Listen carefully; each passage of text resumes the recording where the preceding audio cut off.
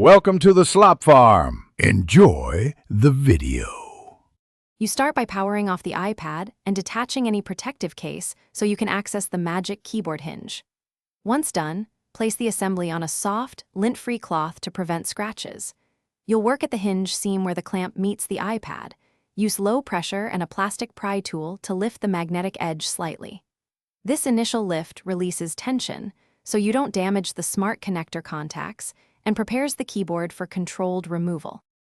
You now open the magic keyboard hinge to about 90 degrees and locate the magnetic strip where it joins the case. Use a plastic spudger to gently slide along the seam while applying slight upward force. This separates the keyboard fabric from the hinge clips. Move in small steps so the plastic clips disengage evenly. If one side resists, pause and work the other side. This controlled approach prevents tearing the fabric and keeps the smart connector pin. You finish by supporting the rear hinge and lifting the keyboard straight away from the iPad.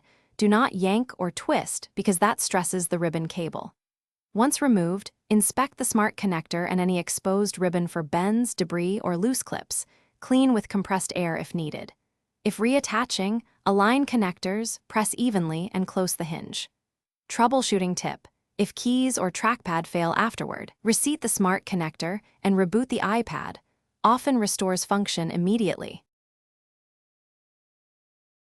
Thanks for watching.